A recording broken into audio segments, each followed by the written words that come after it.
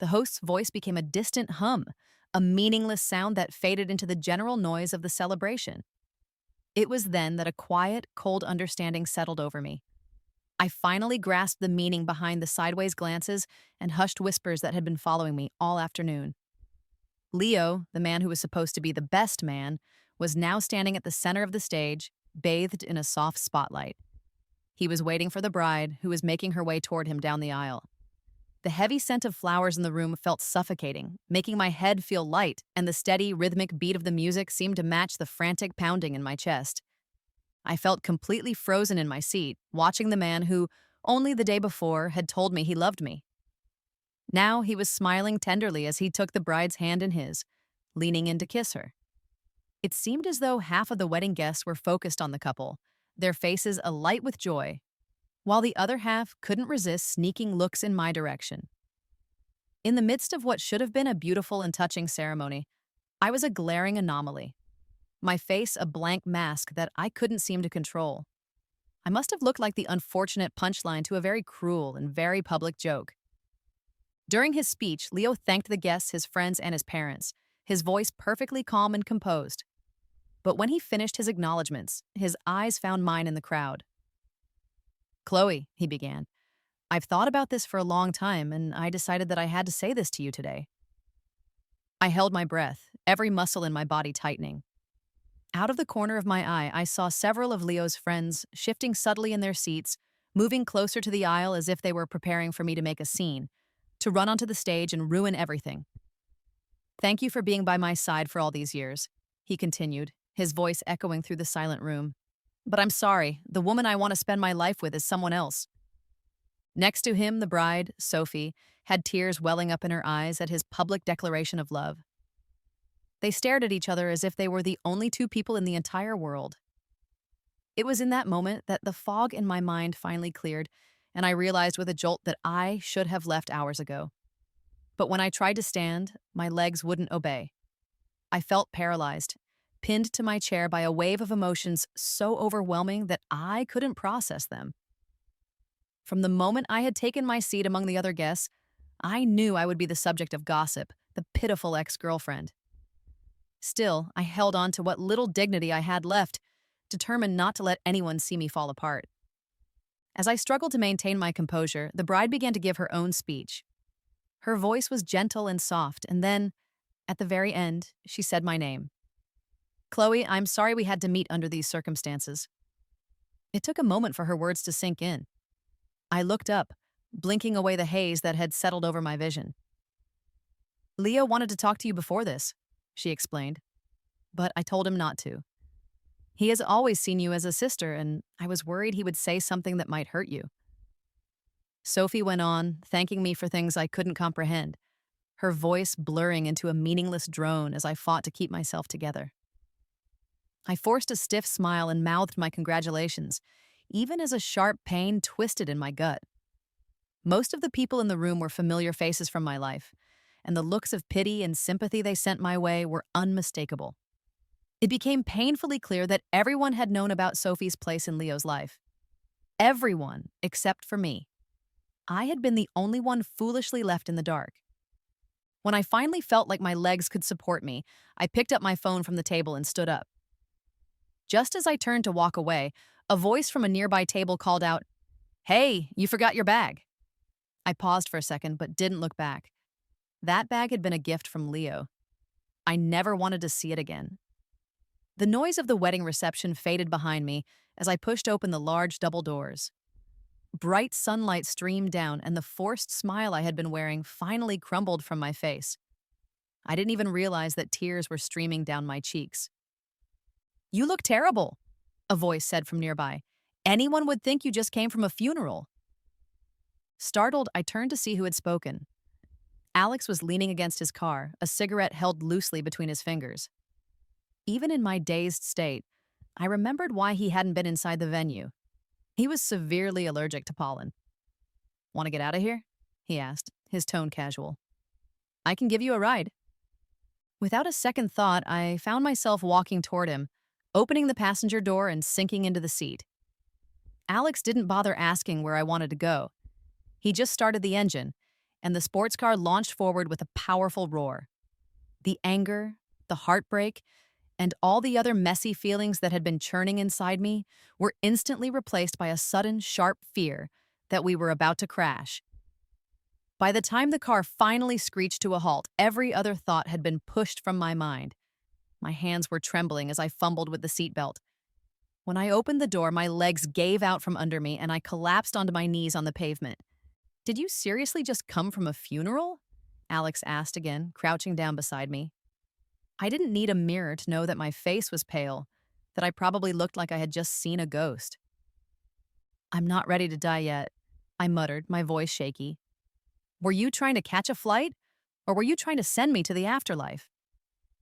Alex let out a low chuckle and reached out, gently wiping away a tear from the corner of my eye.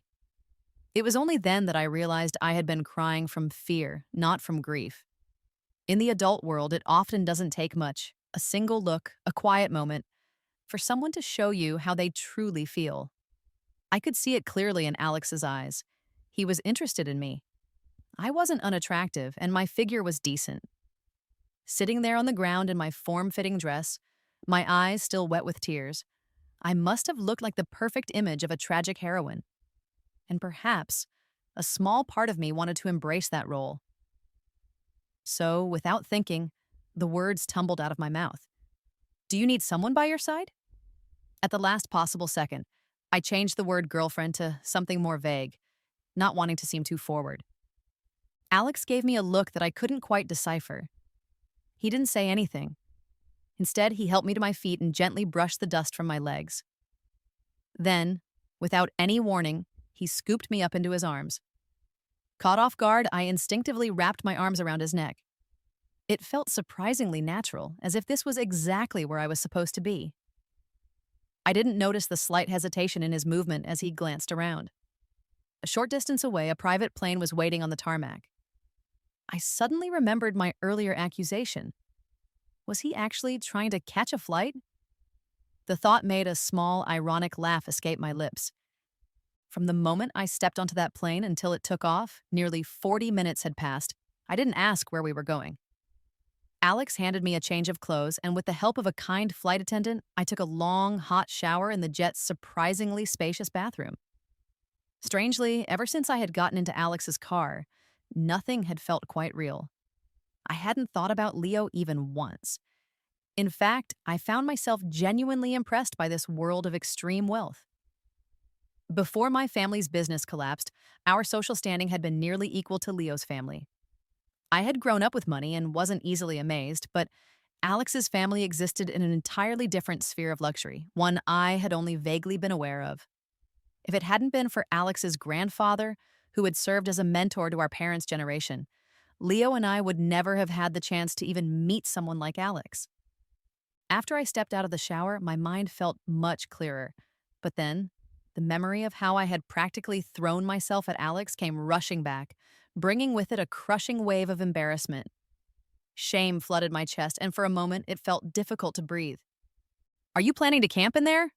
Alex's voice called out, followed by a light knock on the bathroom door. Reluctantly, I opened it, unable to meet his gaze. He studied me for a moment, his expression darkening when he noticed my sudden silence. "Are you really that heartbroken over Leo's wedding?" he asked. His assumption stunned me, and I quickly shook my head, denying it with more force than I intended. "Who's thinking about him? I was thinking about you." The second the words left my mouth, a heavy silence filled the space between us. I squeezed my eyes shut, wishing I could disappear. Suddenly, I felt Alex's lips press warmly against mine, a gentle but insistent pressure. His voice was a low rumble when he spoke. "I've been waiting for years to hear you say that." I was too stunned, too busy trying to understand the meaning of his words to realize that my body had already responded to his kiss. Alex pulled back just enough to look at me, his gaze intense as he searched my eyes for an answer. "Is this okay?" he whispered, so softly that I might have missed it if we hadn't been so close. I felt something warm at the corner of my mouth and nervously licked my lips, noticing Alex's Adam's apple bob in response. After a moment of hesitation, I stood on my tiptoes and kissed him again. This time, he didn't hesitate, embracing me tightly as if he were afraid I might vanish. Eventually, exhaustion washed over me. The flight itself felt like it stretched on forever, and I couldn't even remember how we got off the plane. When I woke up, the first thing I saw through the window was a landscape of lush greenery and a giraffe leisurely strolling among the distant trees. If it weren't for the firm, warm weight of Alex's arm around my waist, I would have thought I was dreaming. As I shifted, I realized my whole body ached, as if I had just run a marathon. Carefully, I moved Alex's arm aside, got up slowly, and went to the bathroom to freshen up. I was midway through brushing my teeth when the door swung open. Alex stood in the doorway, shirtless, with faint red marks across his chest. Seeing him so suddenly, I choked in surprise, accidentally swallowing a mouthful of toothpaste foam. A playful smile touched his lips. Shy? Looks like we haven't done enough. My cheeks instantly burned hot with embarrassment. By the time we sat down for breakfast, I still hadn't worked up the courage to speak to him properly. As I finished eating, Alex glanced at me thoughtfully. I'll take you to meet some people later, he announced casually. Confused, I gave him a questioning look, but he just smiled mysteriously and refused to explain who these people were. I assumed it would just be some of Alex's friends. But when we arrived and I saw his parents and his grandfather waiting for us, I felt a surge of embarrassment so strong that I wished the ground would swallow me whole. Under the table, I pinched Alex's thigh hard. Impressively, he didn't even flinch. Instead, he wrapped an arm around my waist and proudly introduced me to his family. This is the person I'm going to marry. Among the 5 people present, no one was more shocked by his words than I was. Just yesterday, Alex and I were practically strangers. After one intimate evening, how could he so casually decide on marriage? More importantly, why was I only hearing about this now?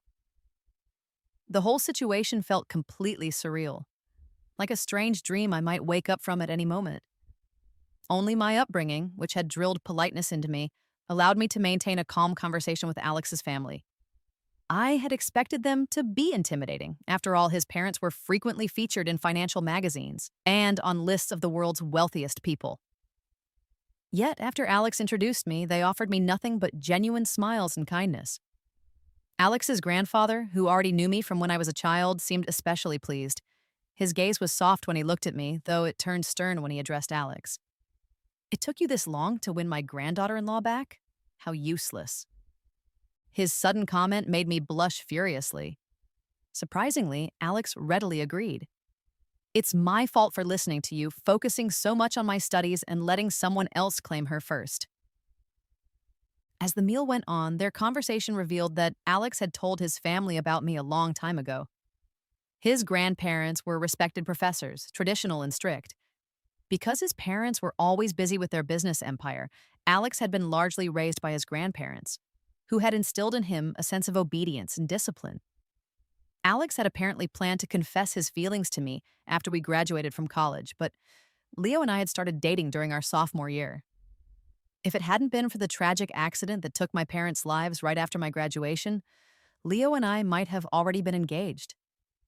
As we were preparing to leave, Alex's mother warmly asked for my contact information. It was only then that I remembered my phone had been dead for a long time. Back at Alex's estate, as I plugged my phone in, I was trying to figure out how to address the new reality of our relationship. While I was hesitating, my phone began to buzz nonstop with messages. Alex sat across from me, his eyes quietly watching the screen light up with notifications. Without even looking, I knew they were all about Leo's wedding. Finally, gathering my courage, I looked up at Alex and asked softly, "Why did you take me to meet your parents?" Even though his actions had already made his intentions clear, I needed to hear the words from him. Why, after I had been so publicly humiliated, had he whisked me away to another country and introduced me so formally to his family? "What do you think?" Alex countered, leaning back casually in his chair. With the light behind him, I couldn't read his expression. I didn't answer right away, even though my mind was racing. My more rational side kept me quiet, afraid I might say something I would regret. After a moment of silence, Alex sighed softly. "Looks like I haven't done enough," he muttered apologetically. "Sorry, this is my first real relationship. If I'm doing something wrong, you have to tell me." I stared at him, still trying to process his unexpectedly honest confession. Before I could respond, Alex stood up and leaned closer. One hand rested on the table beside me, while the other effortlessly picked up my phone, which had started vibrating again. While I was still trying to make sense of everything, Alex answered the call. He was so close now that I could clearly see the small mole on his eyelid. Normally, I was very protective of my personal space, but surprisingly, I felt no irritation at his sudden closeness. Instead, I was just curious. A startled silence came from the other end of the line, as if the caller hadn't expected anyone to pick up. Reluctantly, I pulled my gaze away from Alex's face and saw the name flashing on the screen. Leo's mother. Chloe, is that you? You finally answered. Her hesitant voice came through the speaker. Leo's mother had been one of my mother's closest friends from school, and she had always been like a second mother to me. She had always treated me with kindness, but she had also been one of the silent observers at yesterday's humiliating wedding. What do you want? My voice came out icy, colder than I had intended. Before all this, I would have spoken to her warmly, but now I couldn't find an ounce of kindness in me. There was a long pause, and just as I thought she might have hung up, I heard her start to cry quietly. Chloe, I am so sorry for what happened, for putting you through that, she said between sobs, as if she were the one who had been betrayed. Out of respect for our shared history, I didn't interrupt her, listening quietly as she explained that their family's company had run into serious financial trouble, forcing them to arrange a quick marriage between Leo and Sophie to secure a critical investment. She begged me for forgiveness and asked me not to let the rumors spread. Her words only left me feeling more confused. Alex, who had been silent the whole time, suddenly spoke, his voice cool and sharp. Did you really think she was an easy target just because she's an orphan? You knew exactly what you were doing. Alex's voice carried a certain weight. Everyone in our social circle respected him. Leo's mother instantly recognized his voice, and perhaps out of guilt or fear, she abruptly ended the call. Turning to me, Alex explained gently, seeing my confusion. While you were sleeping, I had someone look into their family. The rumors that are circulating now, that's my doing. He paused, watching my reaction carefully. I deliberately ignored the implication of what he'd said about my sleep and took my phone back from him. I opened Instagram, and notifications flooded the screen. Someone had recorded the ceremony and posted it online with a dramatic caption, "Best man becomes groom. Cheating scumbag invites ex-fiancé to his own wedding and publicly friend-zones her."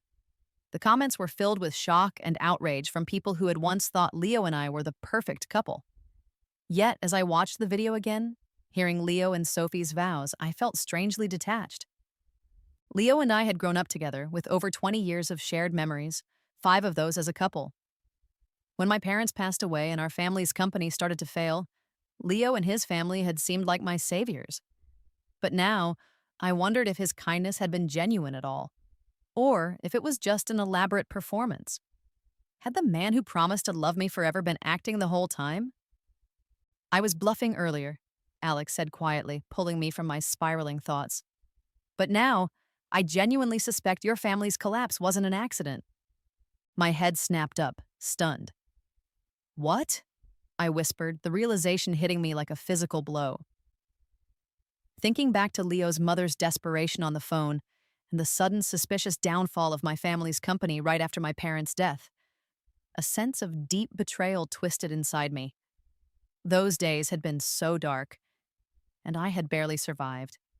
I thought Leo had been my only lifeline. Had my entire life been a lie? Alex's voice softened, as if he could sense my distress. I'm sorry I wasn't there for you then. If I had been, I would have discovered any foul play. But how could I blame him? Alex had moved abroad suddenly during his 3rd year of college and had only returned last year. Before I could respond, Alex sat down beside me and gently pulled me onto his lap.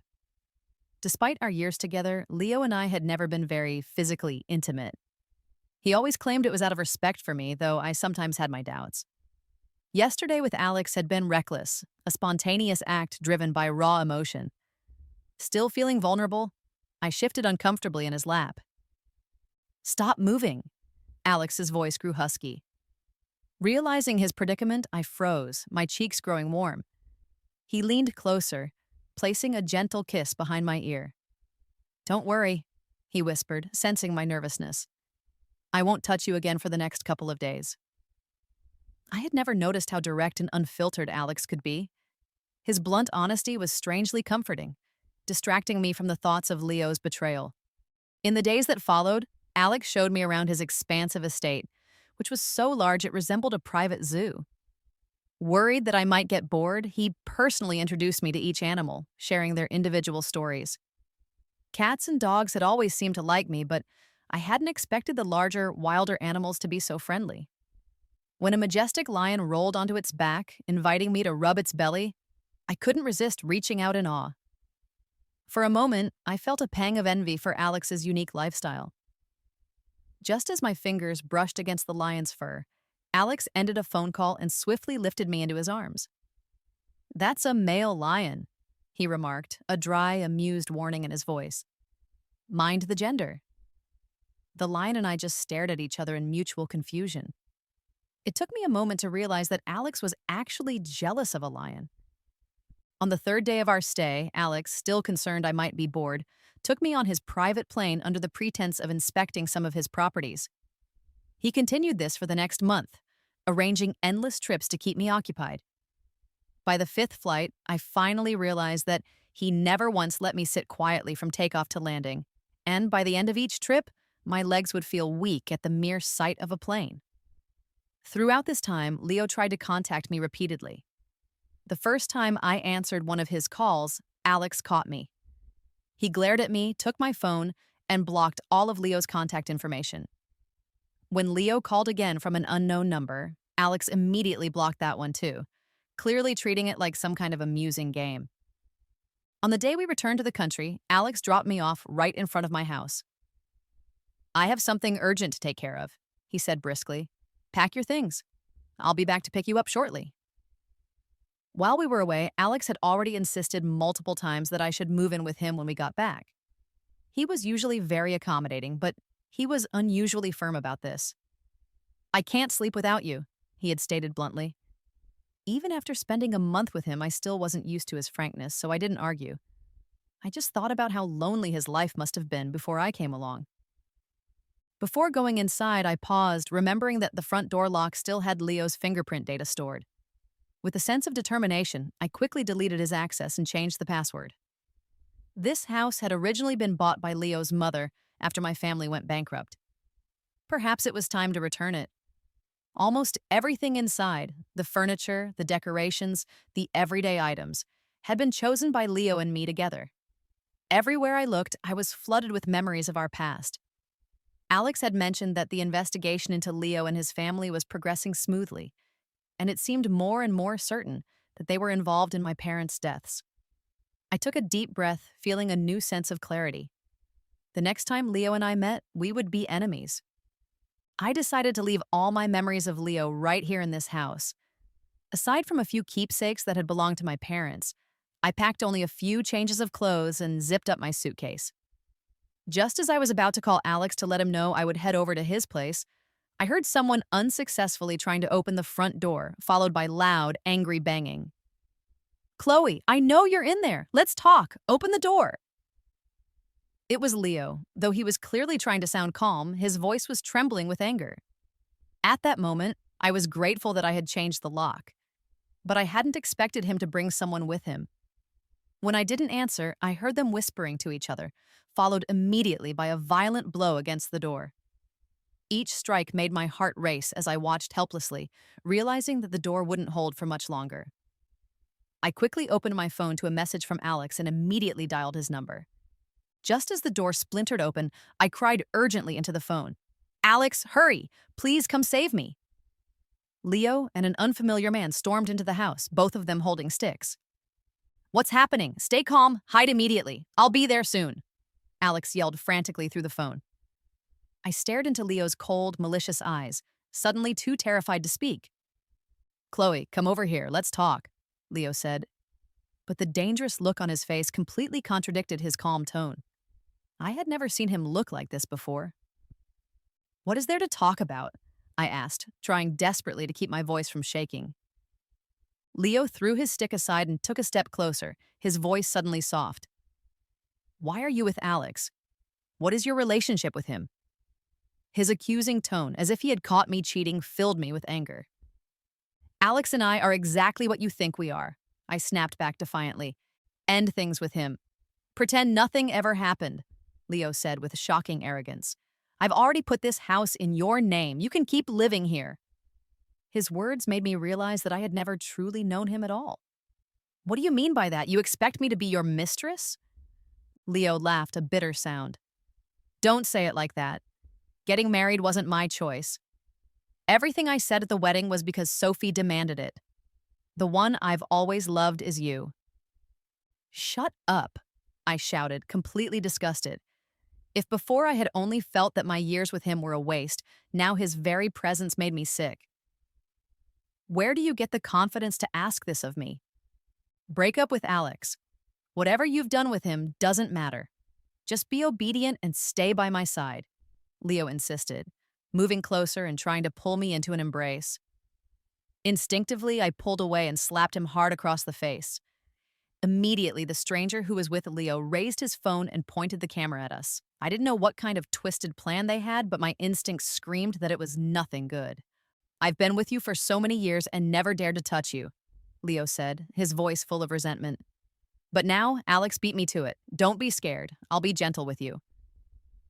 As he started to take off his shirt, I tried to run, but the other man shoved me forcefully back toward Leo. He immediately wrapped his arms tightly around me, burying his face in my neck. Let go of me! Leo, if you touch me, I swear I'll kill you! I screamed. Suddenly, a loud, agonized scream echoed from behind us.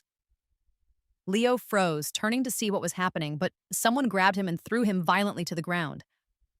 Several men dressed in black rushed in, brutally beating Leo and his accomplice with swift, ruthless efficiency. I sank to the floor, trembling, tears streaming down my face. Soon, both attackers were silent on the floor. One of the men in black approached me slowly, and I instinctively scrambled backwards, shaking with fear. Sorry, miss, we got here late, the bodyguard said, his voice calm. Mr. Alex is on his way. You don't need to be afraid. After he quickly explained, I finally understood. Alex always traveled with bodyguards. After dropping me off, he must have been worried and sent his men back to watch over me. He just hadn't anticipated that Leo would slip past them in such a short amount of time. When I realized how much Alex cared about my safety, I wiped away my tears and thanked the bodyguards. By the time Alex burst through the door, I was sitting on the sofa, trying to look calm. Without a word, he pulled me into a tight embrace, holding me so close I could barely breathe. Thank God you're okay, he murmured into my hair. Which hand did Leo touch you with? I'll have it chopped off to get revenge for you. All of my remaining fear vanished at his protective words. Feeling warm and safe, I gently lifted my head and softly kissed his Adam's apple. Your bodyguards got here quickly, I reassured him quietly. I'm fine. Alex finally released me, cupping my face gently in his hands before kissing me again, more passionately this time. I wrapped my arms around his neck without hesitation, responding to his warmth. I wasn't sure when it had happened, but as long as Alex was by my side, I felt completely safe. Later, I learned that Leo had been unceremoniously dropped off at his own front door. The bodyguard who reported back mentioned that Leo's mother had fainted from the shock of seeing him, and Sophie had nearly had a miscarriage from the commotion. Alex confided in me quietly. The investigation into what happened all those years ago is almost complete. I was about to meet someone who knows the truth when I nearly let you get hurt. He still seemed shaken, his eyes filled with genuine panic. Seeing such a vulnerable side of him touched my heart, and I gently comforted him, realizing that this was a version of Alex no one else had probably ever seen. Strangely, I found it rather endearing. The next morning, an unexpected headline was at the top of all the news sites. Former classmate murders for money, steals family fortune. When I woke up and opened my phone, my brows furrowed as I read through the detailed article. It outlined step by step the suspicious circumstances surrounding my parents' car accident and revealed the dark secrets that had been hidden for years. My grandfather had been a respected professor of pharmaceutical chemistry, and both my parents and Leo's mother had been his students. Leo's father had been an ordinary businessman who, thanks to his wife's expertise, had transitioned into the pharmaceutical industry and quickly became wealthy. To expand their company, Leo's mother had initially invited my parents, both successful researchers, to join their venture. By then, I had already been born, and my father dreamed of giving me a better life. Seeing an opportunity, my parents resigned from their positions and planned to start their own business. This led to tension, as Leo's mother had wanted them to join her company directly. Eventually, they compromised and agreed to cooperate. While Leo's mother became a wealthy housewife, my parents continued their research. Just before the accident, my father had developed a highly effective but potentially risky drug formula. He didn't want to commercialize it, but during a dinner, he had unwisely mentioned it to Leo's parents. Leo's ambitious father, desperate to save his own company from financial trouble, repeatedly tried to buy the formula. My father consistently refused. Frustrated, Leo's father orchestrated the accident that killed my parents. Since I had majored in art, I had stayed away from the family business. After my parents' deaths, our company faced constant setbacks, all deliberately orchestrated by Leo's family. The luxurious house I had once lived in was likely a guilt offering from Leo's mother. The article also revealed that the controversial drug they had manufactured from my father's stolen formula had begun causing serious health problems. For years, they had quietly settled individual cases, but recently, the problems had become too widespread to hide. With their business collapsing, Leo's father desperately sought alliances. Sophie's family had powerful connections, and when Leo was introduced to her, she became infatuated with him. Fully aware of my long relationship with Leo, she had perversely insisted on humiliating me by making him publicly break up with me at their wedding. To save his family, Leo had agreed. Suddenly, it all made sense. Leo's recent desperate declarations of love had just been a calculated act. The thought turned my stomach. I was so absorbed in the article that I didn't notice Alex waking up beside me. His fingers brushed lightly across my eyes as he pulled me into a gentle hug. "I'm glad you haven't been crying," he whispered softly. Strangely, finding out the truth hadn't left me feeling bitter or angry. Instead, a sense of calm washed over me. "I want to visit my parents," I told Alex quietly. Now that the truth was out, they deserved to know that justice had been served. At the cemetery, Alex gently insisted, "The wind is strong up here on the mountain. Wait in the car. I'll talk to them alone first." He was serious, and I knew better than to argue, so I reluctantly returned to the car. I was nearly asleep when Alex came back, looking weary. "I've been drinking," he admitted softly, handing me the car keys. "You drive us home." As he opened the passenger door, the strong smell of alcohol drifted out. He had clearly had quite a bit. I raised an eyebrow, amused. "You didn't get drunk with my parents, did you?" With his eyes closed, Alex gave a slow, playful nod. On the way home, I kept asking him what he had discussed with them, but he just wore a mysterious smile and murmured, "That was a private conversation between me and your parents. Stop asking." The day Leo's parents were arrested, I felt a wave of relief and excitement, and I ended up eating far more snacks than usual. As I leaned back on the sofa, burping softly, Alex unexpectedly got down on one knee and proposed. I stared at him, completely caught off guard. "Why today?" I asked, both delighted and bewildered. "Because you're genuinely happy today," Alex said, his voice sincere, "and I want to make you even happier." Usually, his face was impossible to read, but in that moment, I could see clear traces of nervousness and anticipation. My heart softened. Smiling gently, I extended my hand, and he slid the ring onto my finger. As he stood up, I impulsively kissed him, giggling because my lips still tasted like potato chips. He didn't seem to mind. Meanwhile, Leo, who had been cleared after giving a statement, had started asking around about me. I heard that Sophie had publicly slapped him several times, and they were close to getting a divorce. Frankly, I no longer had the energy to care. Alex, caught up in his enthusiasm, had set our wedding for the end of the month, leaving us only 2 weeks to prepare. I had heard rumors that Alex's family fortune was comparable to the GDP of a small country, and now I was seeing that it wasn't an exaggeration. Even though the time was short, Alex insisted on providing the absolute best for our wedding. I thought I'd lost the right to ever be with you, Alex confessed one afternoon as we were looking at wedding dresses, his voice unexpectedly vulnerable. The best gowns required months to be custom made, and this was clearly the one thing that made him feel inadequate. It's okay, I reassured him softly. Your mother already gave me the most important jewelry. The dress is just an accessory. As long as you think I'm beautiful, that's all that matters. His family owned a priceless emerald jewelry set, an heirloom passed down to the daughter-in-law. The morning after Alex proposed, his mother had sent it to me, a symbol of the family's complete acceptance. Alex, despite his severe pollen allergy, wanted flowers at our wedding. He initially planned to have fresh blooms flown in from overseas, but the thought of him sneezing through our vows made me intervene. I refused to become a widow on our honeymoon, I joked. We settled on preserved flowers instead. When Alex learned they symbolized eternal love, he spared no expense, filling the entire venue with them. The wedding itself would be in the city where I grew up. I chose this place because I was worried anywhere else would be too far for your parents to see us, Alex explained softly. Throughout everything, learning about Leo's betrayal, introducing Alex to my parents, even during Alex's proposal, I hadn't shed a single tear. But hearing him say this, my eyes filled with tears. It was the first time I fully appreciated his blunt honesty.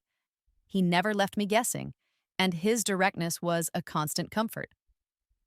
On our wedding day, countless reporters gathered, waiting to cover the grand event. Alex's mother discreetly handed out generous red envelopes, politely asking them to capture every moment. After my parents passed, I had lost touch with many old friends and relatives. When I saw so many familiar faces filling the seats, I was astonished. Alex had secretly tracked them all down to surprise me. I wish I could announce to the whole world that you married me, he whispered as I stood beside him, overwhelmed with emotion. When the officiant finally announced that the groom could kiss the bride, I didn't wait.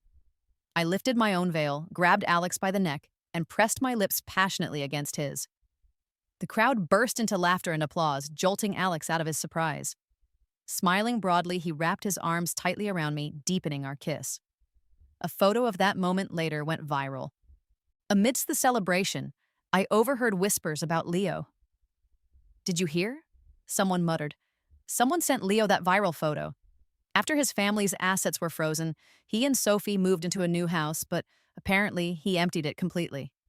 Sophie was so furious she lost the baby.